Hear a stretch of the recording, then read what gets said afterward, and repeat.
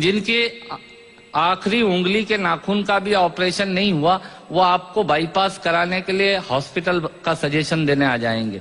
ये होते हैं रायचंद। सुनिएगा, आनंद लीजिएगा और ऑब्जर्वेशन देखिएगा। दांतों से नाखून काटने का, छोटों को जबरदस्ती डांटने का, पैसे वालों को गाली बकने का, मूंगफली के ठेले से मूंगफली चखने का, कुर्सी पे बैठ के कान में पेन डालने का और रोडवेज की बस की सीट में से स्पंज निकालने का।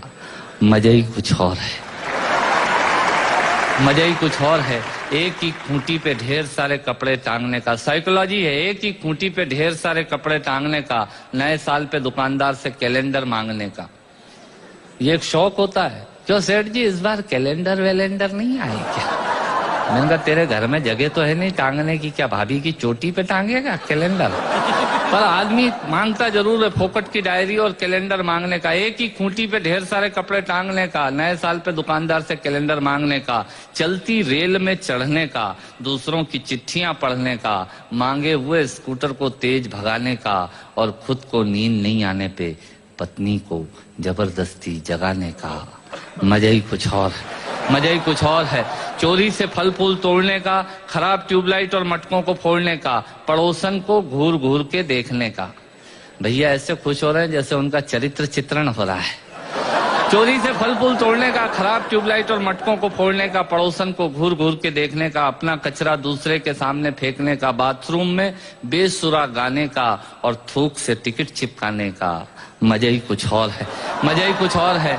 ऑफिस में लेट आने का, फाइल को जबरदस्ती दबाने का, चाट वाले से फोकट की चटनी डलवाने का।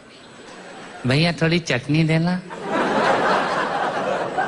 ऑफिस में लेट आने का, फाइल को जबरदस्ती दबाने का, चाट वाले से फोकट की चटनी डलवाने का, बारात में प्रेस किए हुए कपड़ों पे फिर से प्रेस करवाने का, ससुराल में साले से पान मंगाने का और साली की पीठ पे धोल जमाने का।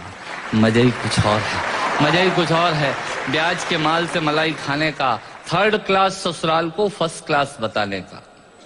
ससुराल किसी की बुरी नहीं होती और साला तो विवेकानंद जी से कम बुद्धिमान किसी का होता ही नहीं है। और ब्याज के माल से मलाई खाने का, थर्ड क्लास ससुराल को फर्स्ट क्लास बताने का, पंगत में बैठ के एक ही सब्जी के लिए दो दोने लगाने का, आरती में सबसे ज्यादा फटा हुआ नोट चढ़ाने का, दूसरे के टेलीफोन से चिपकने का, गुटके और पान इधर उधर पिचकने का, कमजोर से बेमतलब लड़ने का और पत्नी को रोज रोज परेशान करने का। मजा ही कुछ और है।